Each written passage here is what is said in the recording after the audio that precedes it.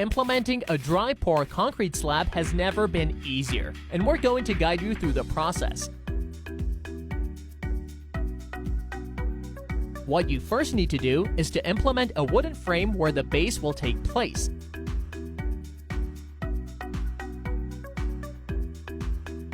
Pour cement, a lot of cement. And we're sharing a really important secret to easily open the cement bags by simply cutting them in the middle. Make sure that the cement is even before pouring the water, which helps it to dry.